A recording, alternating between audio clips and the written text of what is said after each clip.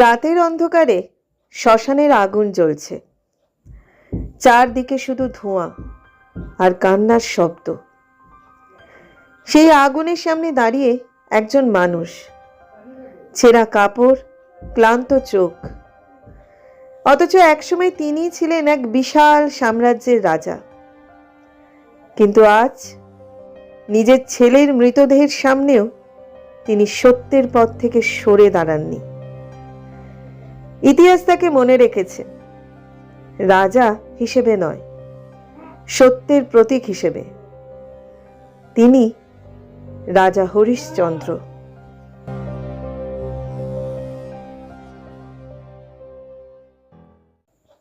অযোধ্যার রাজা হরিশ্চন্দ্র ছিলেন এক সত্যবাদী ও ন্যায়পরায়ণ রাজা। প্রজারা তাকে নিজের পরিবারের মানুষের মতো ভালোবাসত। তার রাজ্যে অন্যায় ছিল না, মিথ্যার কোনো স্থান ছিল না। সবাই বলতো, এই রাজা কখনো নিজের কথা ভাঙবেন না। আর ঠিক সেই কারণেই একদিন তার জীবনে শুরু হলো ভয়ঙ্কর পরীক্ষা। এক রাতে স্বপ্নে ঋষি বিশ্বামিত্র রাজাকে বললেন, তুমি কি সত্যিই সত্যবাদী? রাজা মাথা নত করে বললেন, আমি কখনো মিথ্যা বলিনি। ঋষি তখন বললেন, তাহলে তোমার পুরো রাজ্য আমাকে দান করো। এক মুহূর্ত দেরি করেননি রাজা। সিংহাসন, ধন সম্পদ সব কিছু ছেড়ে দিলেন। কিন্তু পরীক্ষা তখনও শেষ হয়নি। রাজা স্ত্রী ও ছোট ছেলেকে নিয়ে রাজ্য ছেড়ে বেরিয়ে পড়লেন। পথে ঋষি আবার বললেন, দান সম্পূর্ণ হয়নি, দক্ষিণা কোথায়? রাজা স্তব্ধ, তার কাছে আর কিছুই নেই। তখন নিজের স্ত্রী ও সন্তানকে অন্যের কাছে দাস হিসেবে বিক্রি করতে বাধ্য হলেন তিনি, আর নিজে কাজ নিলেন শ্মশানে। গভীর রাত, শ্মশানের আগুন ধীরে ধীরে জ্বলছে। হঠাৎ এক মহিলা কোলে মৃত সন্তান নিয়ে কাঁদতে কাঁদতে এলেন। তিনি আর কেউ নন, রাজার নিজের স্ত্রী।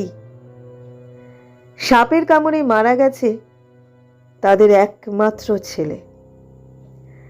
কিন্তু শ্মশানের নিয়ম ছিল, কর না দিলে দাহ হবে না। স্ত্রীর চোখে জল, বুক ফাটা কান্না। তবুও রাজা মাথা নিচু করে বললেন,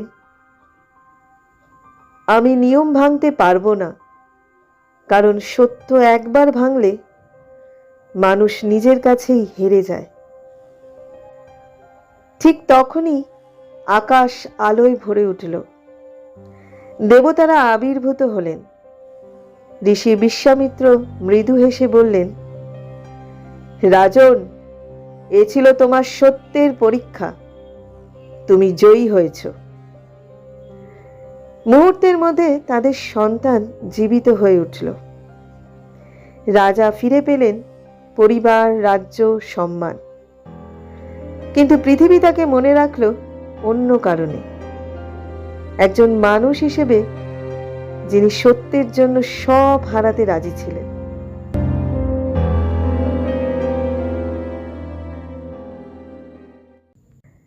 ক্ষমতা মানুষকে মহান করে না, মহান করে তার চরিত্র। আজও পৃথিবী রাজা হরিশ্চন্দ্রকে মনে রেখেছে তার রাজ্যের জন্য নয়, তার সত্যের জন্য। কারণ সময় বদলে যায়, কিন্তু সত্য কখনো মরে না।